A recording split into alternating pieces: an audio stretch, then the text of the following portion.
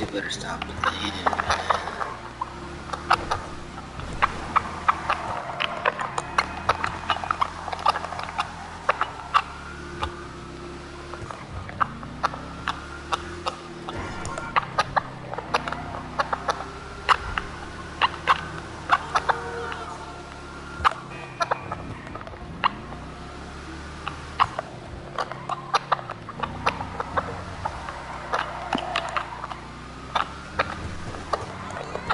Only 3 niggas in this section.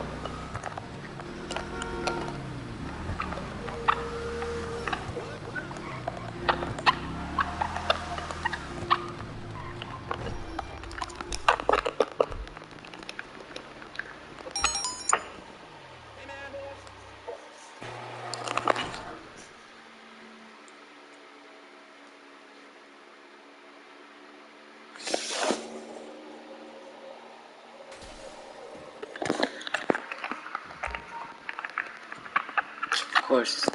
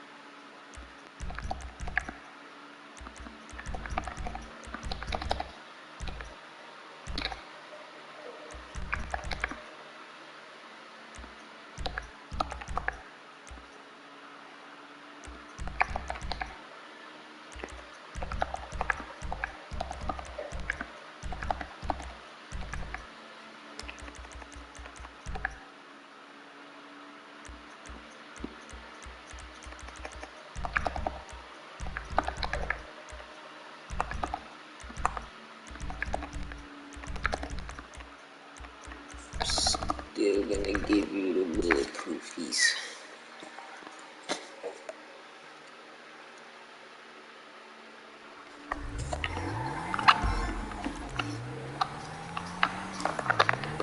Ain't no way, bro. That shit is far as fuck.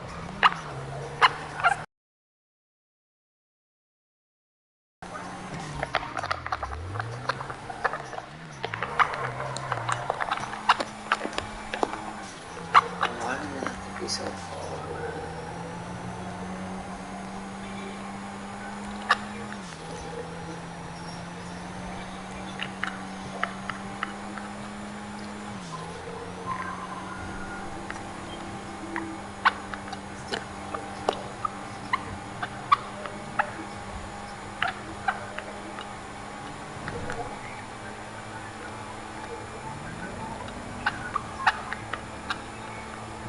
This shit is slow as fuck. They need to give me bonus on this one.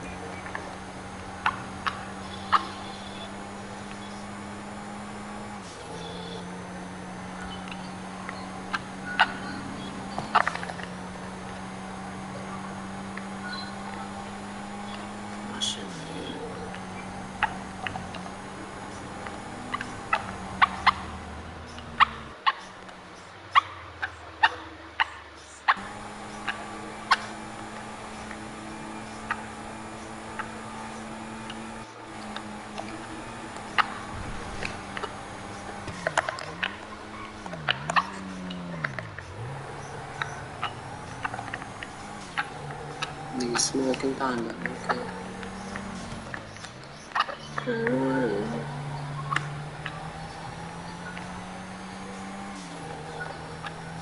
I've been looking. Yeah, meet me halfway with the Black Eyed Peas. Gotta be one of the best songs Black Eyed Peas ever produced. Jesus. I'm so sorry.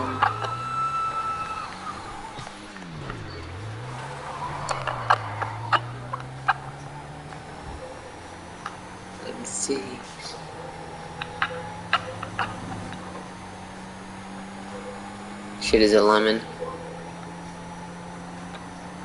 In all means of the word.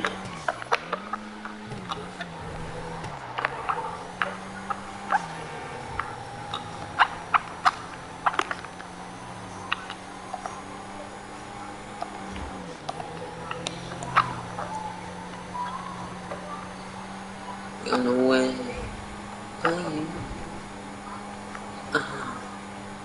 Is he waiting there?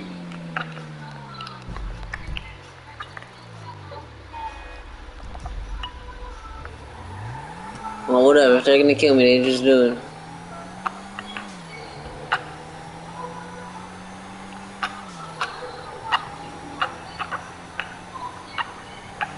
I just noticed, bro, both of them were right there.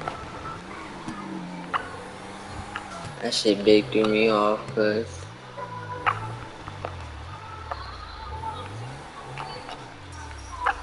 fucking trucking away.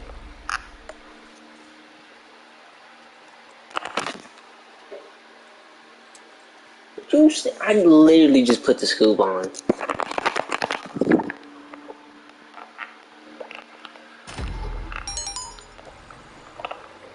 What we doing? I'm just gonna mind my business.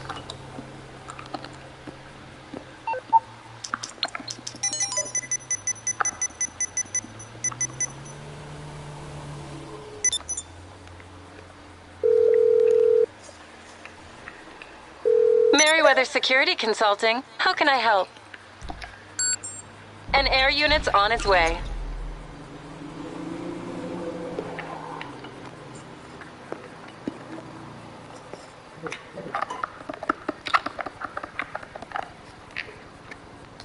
Yeah, shut that real quick.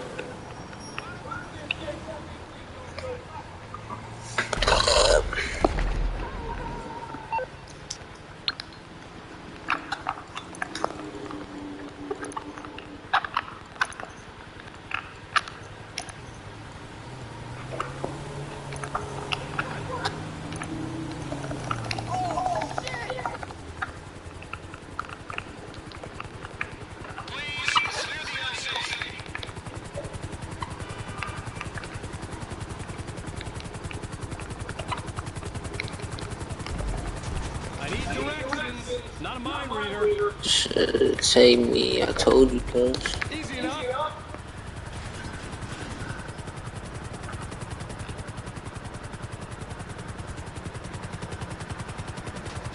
It's a lie. These things rarely crash.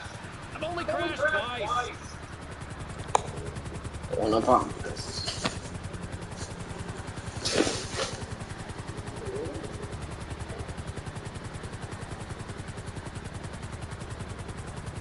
Uh-oh. That's not meant to be flashing.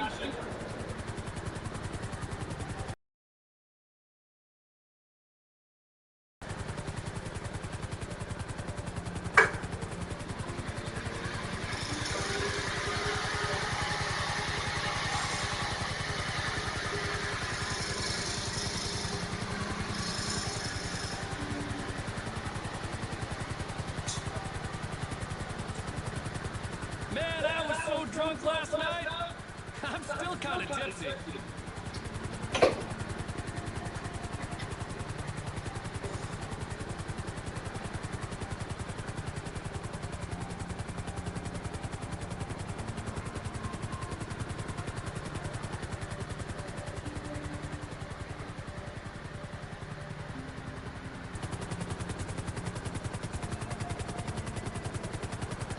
What a beautiful view.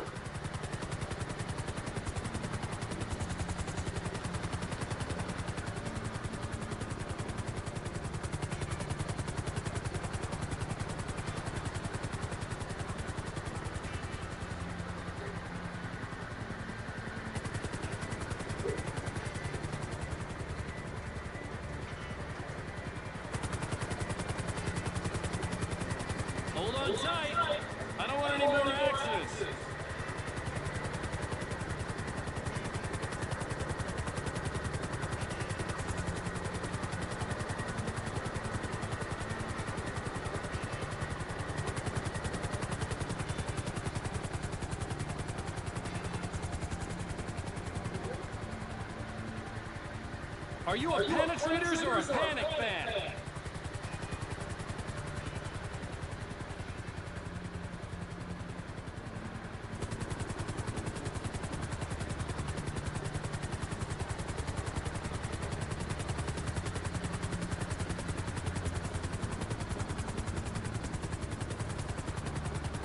Hope you're having fun.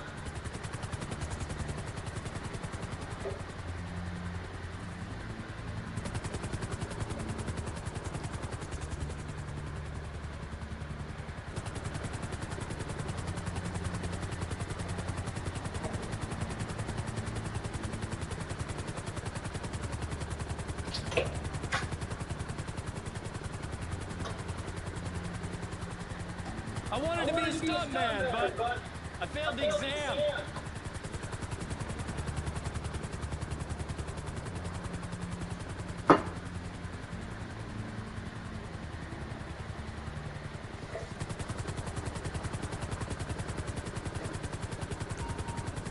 My dad wanted me to be a pilot. I wanted to cut hair and bob mullet.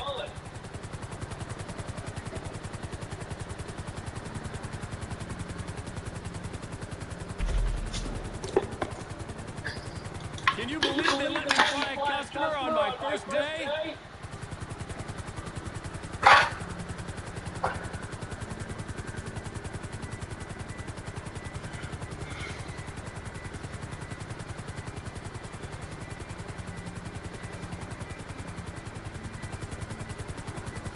Yeah.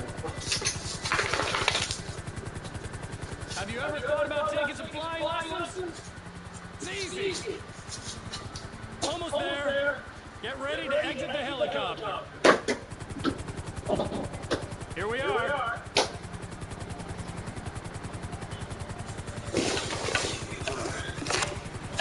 What's wrong?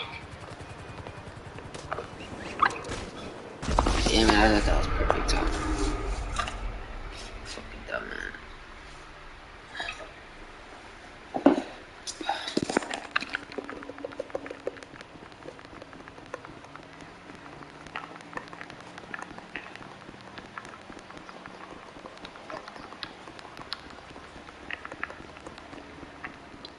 Hey, how are things? Trying to find my car. My boss tells me the streets want to know. It's getting weird.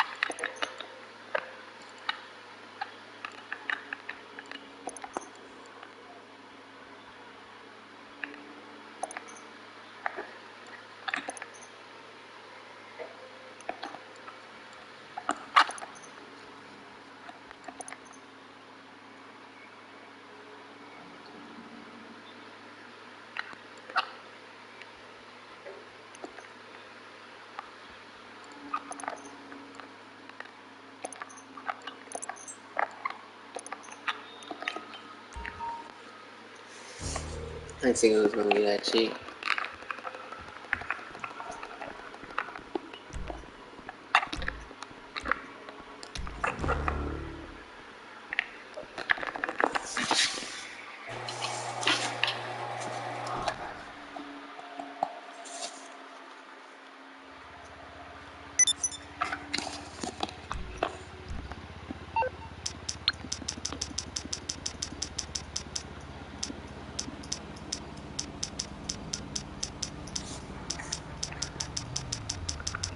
Probably been bad code.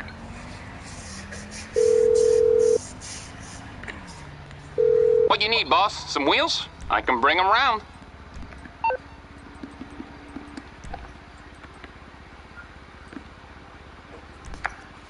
I'll get there as soon as I can.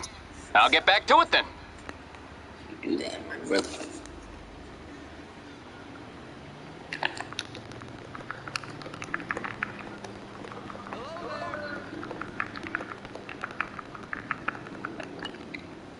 I'm gonna keep it all stock.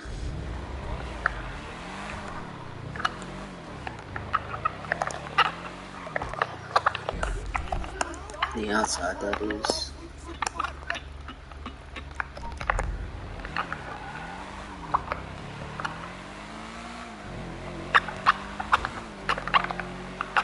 This shit already kind of fast, but.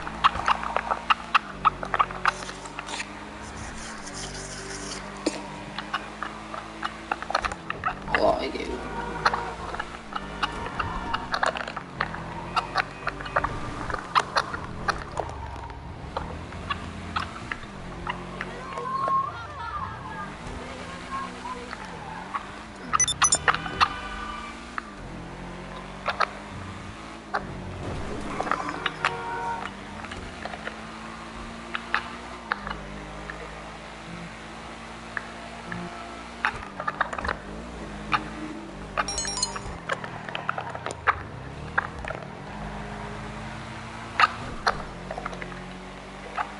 Stay smooth.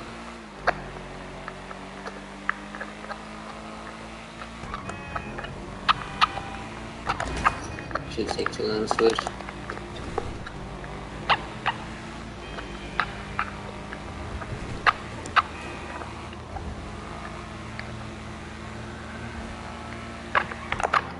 Keep the shit as stock as possible.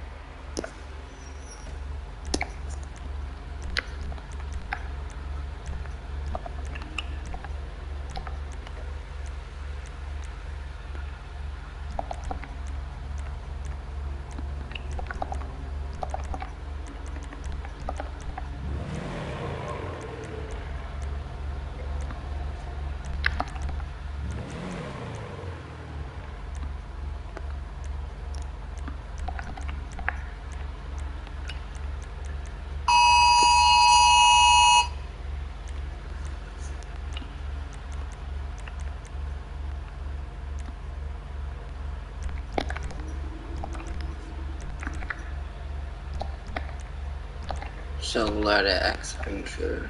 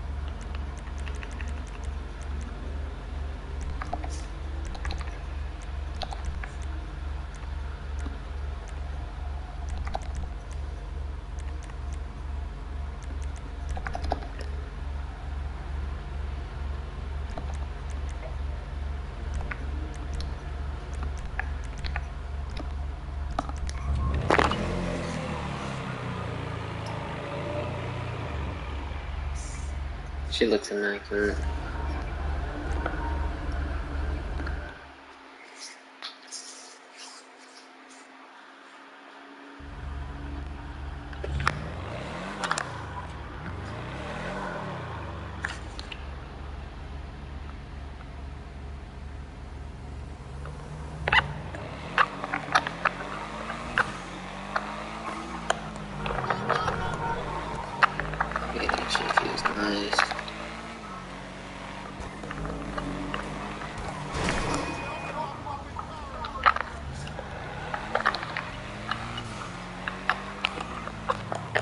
Oh, I get it.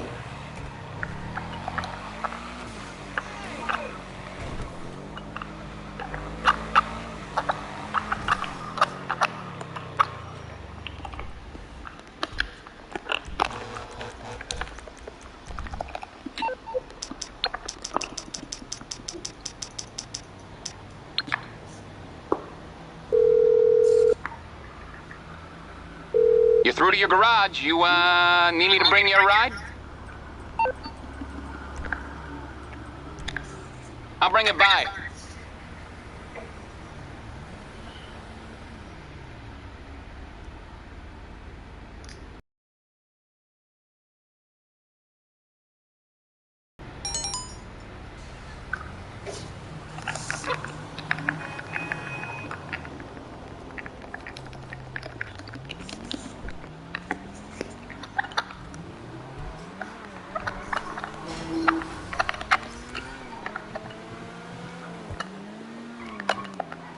Shit got some opening too.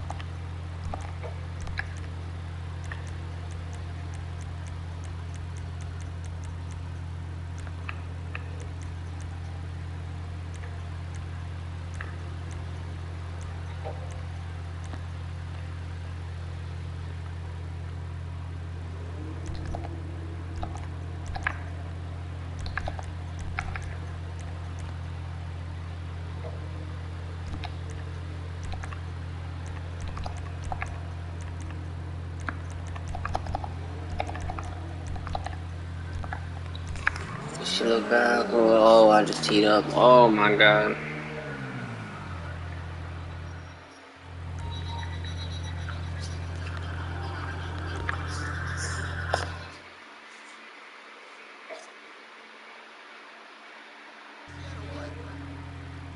Life is messy. Now there's 85% more tide in every pound of blood.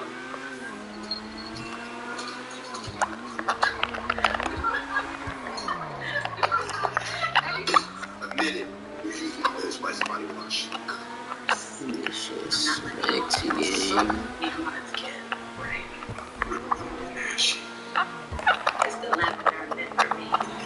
I say sexy love.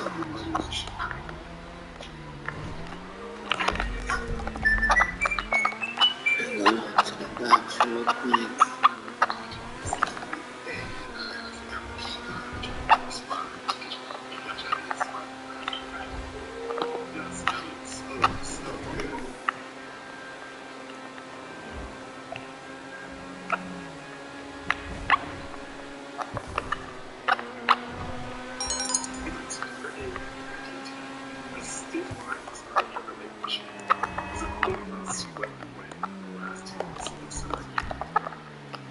Peter Gilman, a carpenter and Fairmark headed team, watched as the wind blew over the lake.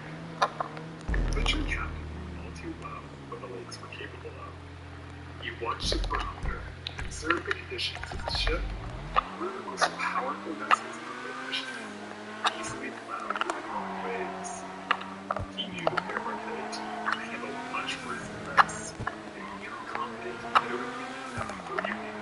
Tasked with handling his first mate, Joseph Lisinski, and retired as captain for the night.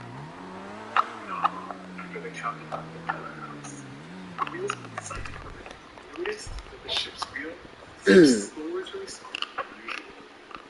He reported this strange behavior to the first mate, but the issue was mild. God dang, that shit look bad. Meanwhile, down below, I could have Chief swore I Engineer had a Ross map. Lito was on duty when a panicked oiler, who was just sent to oil the propeller shafts, raced into the engine room. He told Lito that the ship's stern was filling with water and the space just below the flicker. Lito wasn't sure what to make of this, since a bit of water in these lower spaces wasn't all that strange, especially when the lake was rough. But the oiler persisted, telling him it was far more water than he had ever seen before. Weedham called him to the pilot house to report the issue, and First Mate Brzezinski quickly joined him.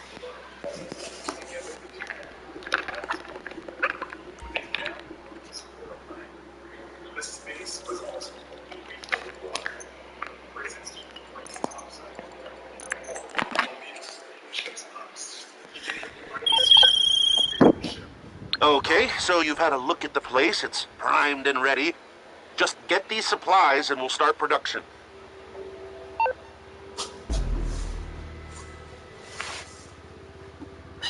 On November 1st, 1895, Queensborough Michigan based railroad is merged to form the parent of that railway.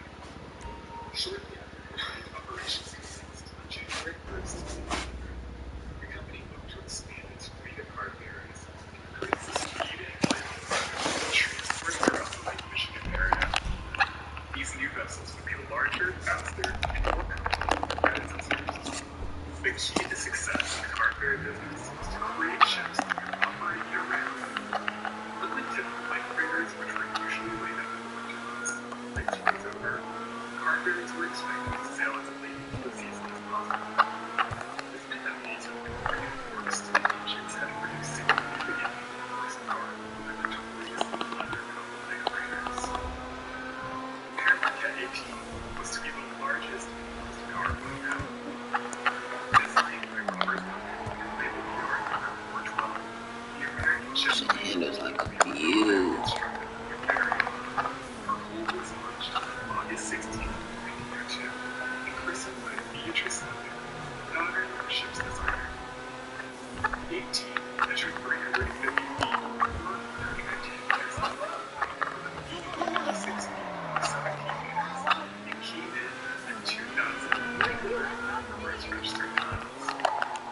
To power her device, she was equipped with two triplet-engine steam engines, capable of generating 3 miles of shaft horsepower each.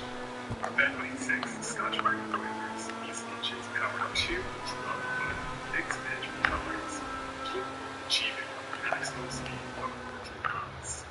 Her reinforced hull was constructed with 4-inch steel panels and double-bladed fins with 5 feet on the bow, extending her keel to 3 feet above the waterline. Her main deck was equipped with 4 Sick, yeah. to accommodate the dirty transport. The upper deck was dedicated to passengers. 50 standards and capable of Gotta smack on some more carrying up to those. 250 passengers. Wow. Cargo. The Paramount Company saw a great deal of potential in the car ferry business for both passengers and cargo. With this in mind, they equipped 18 best passenger accommodations yet for their fleet. She could also be converted for chartered excursions during the summer months. Taking advantage of her means of cargo flight, the excursion could be earned up to 5,000 per passenger. While not on the shortest of the Great Lakes, she was certainly one of the finer options available. The cab has been dispatched. It'll be with you soon. Service on October 1st, 1902. Her owners were confident that she would soon be joined by a fleet of ever larger car ferries that they hoped would soon dominated. Surfer tried to teach us how to fly the flags. It didn't go too well at all.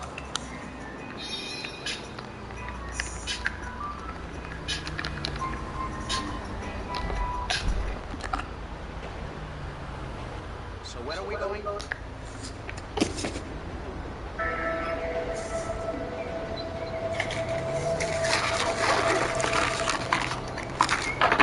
The Paramarquette 18 operated cross-lake ferry services between Ludington, Michigan, and various cities in Wisconsin, including Kewaunee, Manitowoc, and Milwaukee. She quickly gained a reputation for reliability, and after only 1 year of service, on November 6, 1903, she rescued 6 crew members from a sinking schooner barge called the AT Bliss. During the summer months, she was frequently chartered out to various companies to provide passenger excursions. In 1907, she was chartered by the Chicago and South Haven Steamship Company for an Independence Day voyage. The same company would charter her again for the 1909 and 1910 seasons. These pleasure cruises made great use of her expansive cargo deck by planking over her railroad tracks and installing a large dance floor, food vendors, slot machines, and picnic tables. While initially successful, these pleasure cruises seemed to wane in popularity by the end of the 1910 season, putting the future of these excursions in doubt. Still, the ferry business showed promise. In an attempt to keep their fleet as modern as possible, a number of the Paramarquette car ferries were equipped with wireless radio equipment, a choice that would prove fortunate. As the summer came and went, she was converted back into a train car ferry. After passing a government inspection on September 8, 1910, she rejoined the Paramarquette fleet. That very same day, at 11:30 p.m., she left Ludington, Michigan on her first cargo-carrying voyage of the season. Bound for Milwaukee, she was loaded with 29 rail cars carrying coal and other miscellaneous freight. There were 62 people on board, including 55 crew members, 5 passengers, and 2 stowaways. She was commanded by Captain Peter Kilty, one of the most experienced and respected car ferry captains on the lakes at the time. As she sailed for the open lake, she faced a stiff breeze from the north, which churned up the sea and caused the ferry to roll as she plowed through the growing waves. But overall, conditions were fair, and this was nothing new or challenging for the large ferry. With no reason to believe that this would be anything other than a routine crossing, lasting around 8 hours, Captain Kilty retired to his cabin to get some rest before guiding the ship into port the next morning. Command was turned over to First Mate Joseph Brzezinski. As they sailed through the night, wheelsman Simon Burke noticed that the wheels seemed slow to respond. He reported this to Brzezinski, but this generated very little concern. That all changed a little after 3 a.m. when a frantic call came in from Chief Engineer Ross Leadham down below. The ship's stern was filling with water at an alarming rate. Brzezinski raced below to investigate. As he joined Leadham in the bowels of the ship, what he saw made his blood run cold.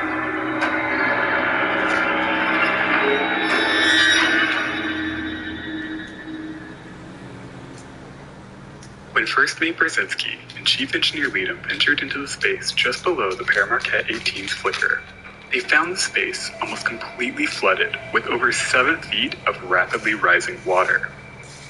While both men knew that a bit of water in these lower spaces was normal, especially in rough seas, this was far more water than either of the experienced officers had ever seen. Brzezinski immediately raced up to wake Captain Kilty, while Leadham began preparing the pumps. After inspecting the situation himself, Kilty ordered the pumps on full to try and get ahead of the flooding. At this point, the situation was calm and orderly. Kilty had a great deal of faith in his vessel, and the crew followed his example. No one knew the exact source of the flooding, but it was soon discovered that a porthole with a broken deadlight low in the ship's stern was letting in a large amount of water. This eased the tension considerably, as the captain, first mate, and another crew member went to work in the flicker, trying to plug the leak, thinking that this was the source of the flooding. But soon her stern sank so low that the battering waves broke open 3 additional deadlights on her port side. The flicker began to flood rapidly, and the men were forced to abandon the effort. In a desperate attempt to alleviate the situation, Captain Kilty ordered her speed reduced and her course changed to the south so she could face the waves head-on and reduce the strain on her damaged deadlights. First Mate Brzezinski was ordered to gather a crew of men to help jettison railcars to lighten the ship's load and improve her buoyancy. This was a back-breaking and dangerous process. Many of the railcars got caught on her fantail, requiring a great deal of muscle to get them off the ship. At around 4 a.m., after jettisoning somewhere between 9 and 13 cars, the ship seemed to stabilize. Believing that they might have saved the ship, or at least bought a considerable amount of time, her crew relaxed a bit, and Captain Kilty changed course once again, now heading directly west to Sheboygan, Wisconsin, which was closer than their original destination in Milwaukee. He felt they had just enough time to beach the crippled ship, but the reprieve was short-lived. The rate of flooding soon picked up again, and the ship's stern began to submerge. Finally realizing the jeopardy of the situation, Captain Kilty ordered purser and wireless operator Stephen F. Sapanik to send out a CQD message just after 5 a.m. For the next hour, Sapanik repeatedly tapped out the message, "Car Ferry 18 sinking. Help."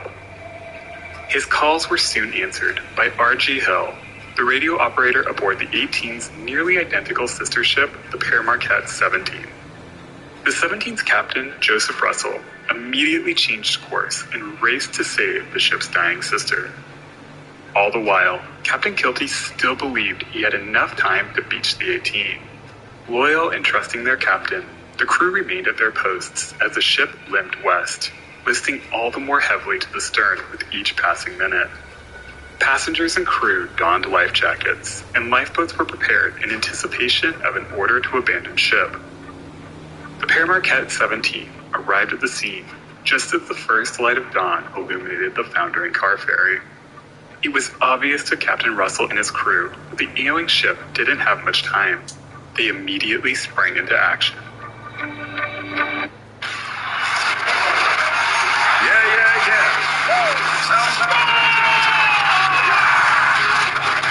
Are you not entertained? 5, 4, 3, 2, I let one go.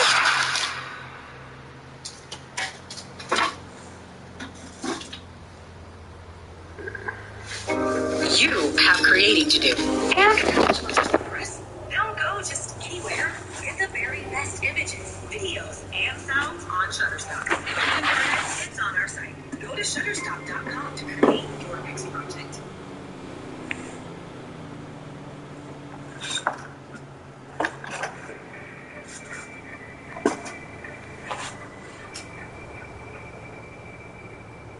The heavy waves made it risky to launch lifeboats to ferry people to safety. Instead, Captain Russell attempted to bring his ship alongside the 18, but as they maneuvered into position, water reached the 18's on stern and began rushing into her cargo deck. The massive influx of water was too much for the ship to handle, and she almost immediately began her plunge. At around 7:30 a.m. on September 9, 1910, the Paramarquette 18 faced stern first into the churning depths of Lake Michigan. The sudden plunge caught much of her crew off guard, many of whom were still at their posts waiting for the call from Captain Kilty to abandon the ship. But that order never came. As she disappeared beneath the waves, massive explosions erupted from her deck, either caused by the rigor beneath the contact of the cold water or from a collapsing air pocket. The crew of 17 immediately launched a lift to rescue those who were just buried in the water. But confirming their earlier fears, just as they touched the water, a massive swell smashed the small boat into the side of the ship and threw the 4 crew members into the sea. 2 were rescued, but the other 2, watchman Joe Peterson and scrubber R.J. Jacobson, were lost. Horrified by the incident, the men of the 17 briefly paused.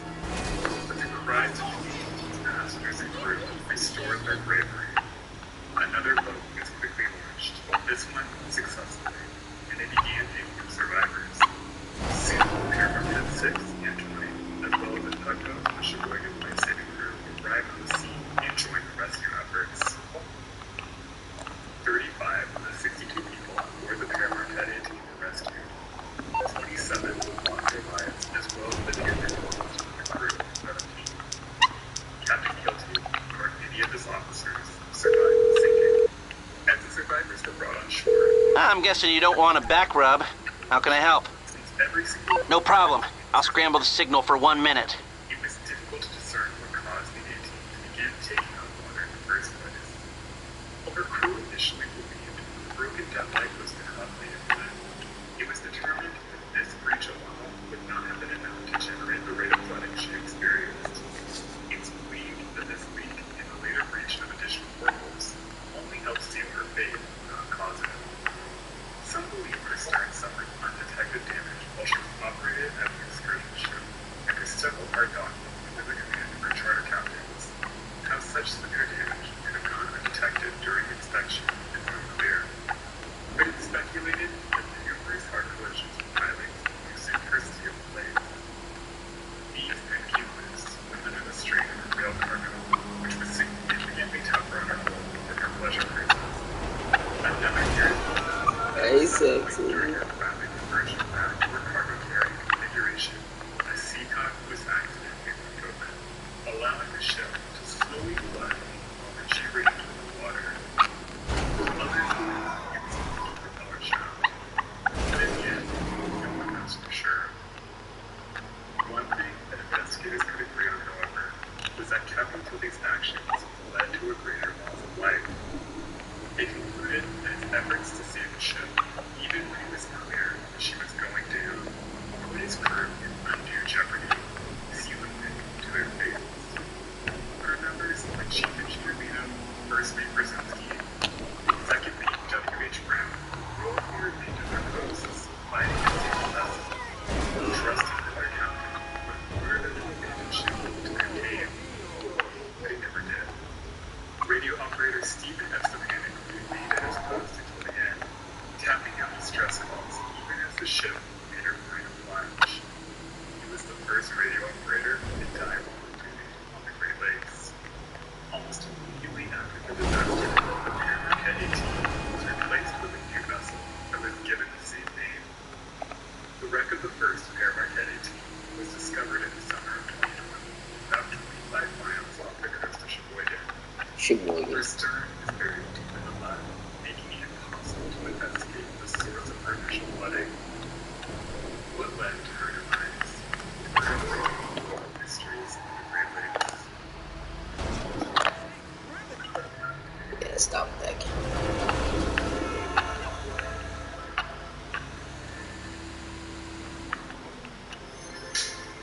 Thank you so much for watching.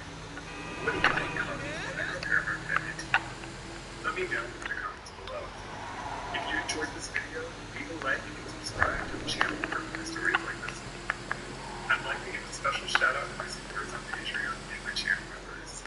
They would be a blast on a 4th of July excursion cruise. Alright crew, that's all I've got. Until next one, be next week.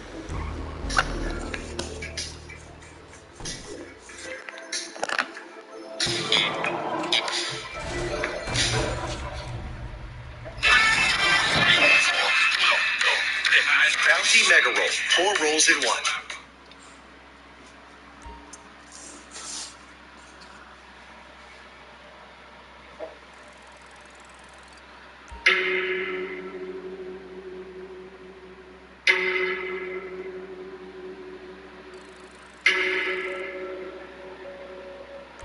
It's often said that the Great Lakes of North America resemble inland seas.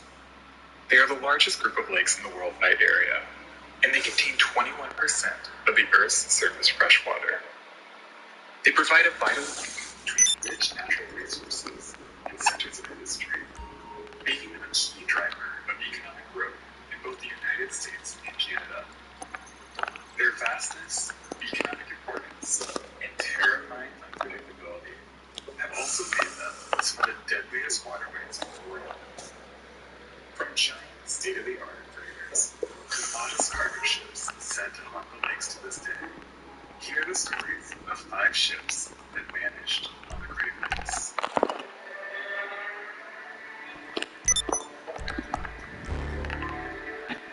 Nice to have a business on the docks. I need to hit on the dock. In early August 1890, the Cleveland Shipping Company began construction at their Detroit Street Yard on a great I'm on the clock. What you want? The new vessel was constructed for William H. Gilcher. It's on the way. I'll get back to it then. The three prominent Ohio River merchants were in the process of The building out a butcher. network of Great Lakes trading vessels. Hull number 10 was contracted at a cost of $200,000 and was by far the new venture's largest vessel.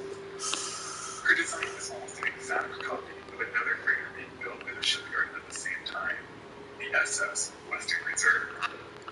They were both highly modern, two of the first slave freighters with hulls constructed out of steel plates instead of wood or iron. Despite a great deal of fanfare and a number of high-profile people in attendance, Hull number 10 That was side don't launched got no on December deal. 18, 1890 without a christening or official naming ceremony. She would not be officially christened the W.H. Gilcher, named after one of her three owners, until she was nearly completed in March of 1891. The use of steel allowed the W.H. Gilcher and the Western Reserve to be two of the largest ships on the Great Lakes at the time. She measured 301.5 feet, or 91.9 meters long, with a beam of 41.2 feet, or 12.6 meters. She came in at 2,414 tons and was able to carry 140,000 cubic feet bulk cargo on each voyage. Her triple expansion steam engine produced 1,200 horsepower. Still need a lot of cars for this side. I can sleep it on this side. During her short career, the W.H. Gilcher carried various cargoes, including wheat, corn, coal, and iron ore, all across the lakes, and she consistently broke records for the largest cargoes carried out of various ports at the time.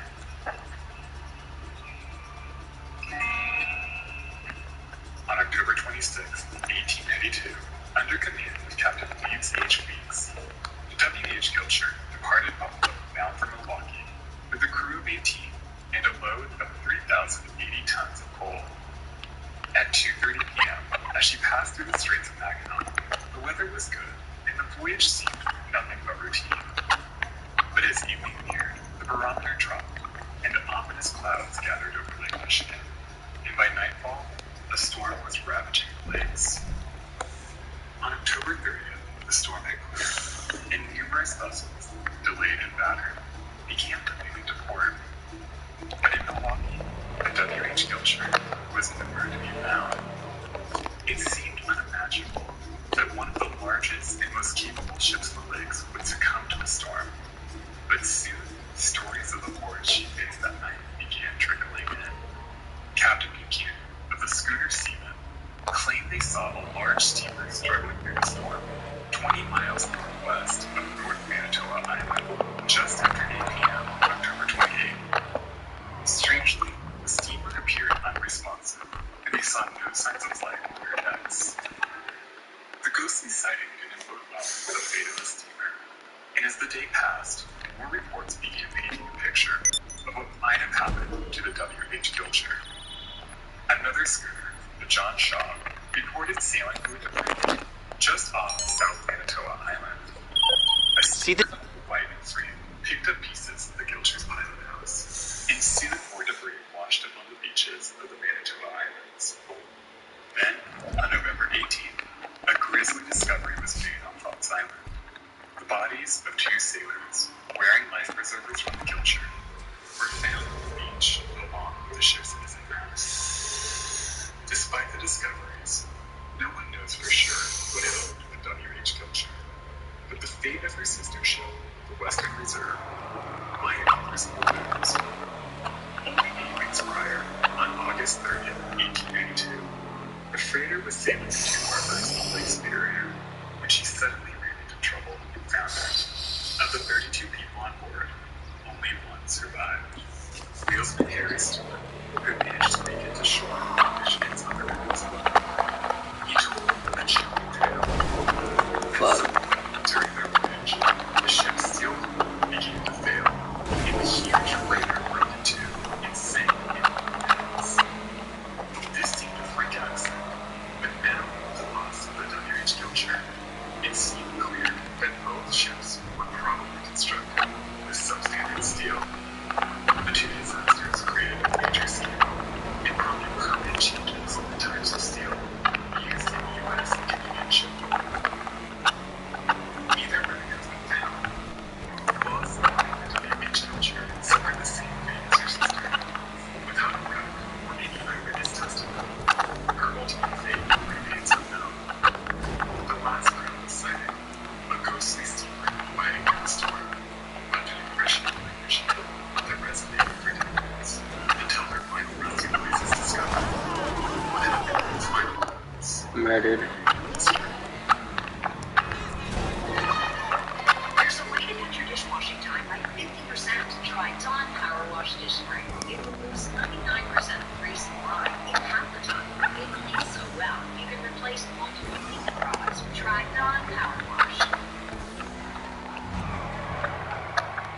It looks like a mute. On September 20, 1924, Captain Whippin launched his vessel, the whaleback freighter SS Whippin, creatively shorthanded as he prepared for an upcoming voyage, leaving for the search of Vegas on his own. As to date since he numerous crew departures, the Clifton wasn't a stranger to hide her. Constructed in 1892 by the American Steel Barge Company in West Superior, Wisconsin, the same company, later to the name of Clifton, was built for Pickens Military Company to carry arms. Her unusual cigar-shaped whaleback design, almost resembling a submarine fully loaded, came out of a warm design trip on the Great Lakes that lasted from 1887 to 1898 and resulted in 44 similarly designed vessels. This design was created by Captain Alexander Duke, a Scottish-born Great Lakes seaman who took note of the limitations the lakes posed on ship design and the difficulties created by the common practice of towing barges. He set out to create a barge design that would be easier to tow and handle. While 25 of these ships were unpowered tow barges, some were self-powered, including the Samuel Mountaineer. She came in at 308 feet or 94 meters in length, with a beam of 30 feet or 9.1 meters. The whaleback design created a challenging environment to live in. Crew spaces were awkward, dark, humid, and often smelly. The unusual design didn't allow for windows, and spaces were typically lit with only a single oil lamp per light. When fully lit, these ships sailed almost fully submerged, creating a loud, shuddering environment that made sleep difficult. The lack of real time made any work topside a perilous situation that required them to keep clean to a lifeline as they struggled to complete their tasks. With all of this happening, it's no wonder that Captain Gallagher, a deeply respected maritime, and such small base of human passionate, struggled to keep a ship properly crewed. For 31 years, the Samuel Mountain relied on carrying iron. But in 1904, she was deemed obsolete, and ownership passed over to the Progress Steamship Company out of Cleveland, Ohio. She was renamed the Clifton and refitted to carry stone and aggregate. The changes to the ship included the installation of a large self-loading crane that made it easier and faster to load and unload cargo. By the morning of September 21st, 1924, Captain Gallagher and Chief Engineer Walter Mortney secured the crew they needed to begin their next voyage. 21-year-old Robert Stedman and his best friend Harold Hart joined as ambassadors, recruited by the chief engineer. The clean-cut young men were quite a bit better off than the typical crew less men, but the two friends thought it would be a good way to see Detroit. Captain Gallagher was equally lucky in holding deck hands. 19 Horizontal, the cousin of longtime crew member Bernard, signed up, along with George Hansen, the 21-year-old who was searching for independence from his fellow maker. The Clifton departed 30 crew members and a cargo of 2,200 tons of crushed stone. By 10:20 on the morning of September 21st, 1924, she passed their mark as she entered Lake Huron. But after clearing the straits, she was never seen again. That afternoon, a fierce gale descended over the lakes, and when the Clifton failed to arrive in Detroit, it was assumed that the freighter, an aging relic from another time, succumbed to the storm. In the days and months after her loss, debris was found all over Lake Huron. On October 1st, an empty life raft was found 24 miles northeast of Point of Barks Light. And 70 miles away, a steamer called the Glencairn found hatch covers and the forward end of her pilot house, with a searchlight and clock still attached. The timepiece was stopped at 4 o'clock, and it was presumed that this was the time, on the morning of September 22nd, the ship at her end. No bodies were ever recovered, suggesting that the Clifton went down quickly, giving her crew no time to escape. For decades, the mystery of the Clifton haunted the communities that lost so much with the ill-fated ship. The prevailing theory was that the new self-unloading crane broke free in the storm, sending the ship to the bottom. But then, in 2016, a team led by David Trotter, a maritime researcher who had spent 30 years searching, found the wreck of the Clifton, a full full 100 miles from where she was thought to have gone down. The wreck was found intact, See if I can find with her massive self-loading crane still attached, cars. dashing the long-standing theory that the new equipment led to her sinking. Her rudder pointed straight, and her bow was caved in 40 feet. This suggested that the Clifton might have been taken down by the incredible force of a single massive rogue wave that swallowed the ship in an instant and drove her straight to the bottom. It's a horrifying image that did little to lay the Clifton or her victims to rest. In the small community of Beaver Island, Michigan, the loss of Captain Gallagher and 2 other residents had a profound impact. An islander, Frank McCauley, wrote a folk song called The Seaman's Lament to honor his lost friends. His lines, written long before the wreck provided clues to the ship's fate, proved hauntingly accurate. And the mad billows leap like wild beasts from their lair, and in their wild rush, not a life will they spare. And as they roll on over the structure of steel, the steamer does tremble from foretop to keel. Febreze. Hi, I use Febreze Fade Defy Plug. And I use this. Febreze has a microchip to control scent release, so it smells first day fresh for 50 days. 50 days? And its refill reminder light means I'll never miss a day of freshness.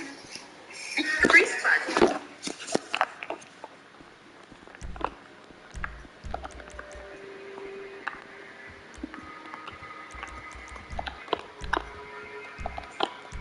On the morning of December 7, 1900, the train car ferry Marquette does 3 cars of structural steel and 4 iron castings for her daily round-trip voyage across Lake Erie towards Stanley, Ontario.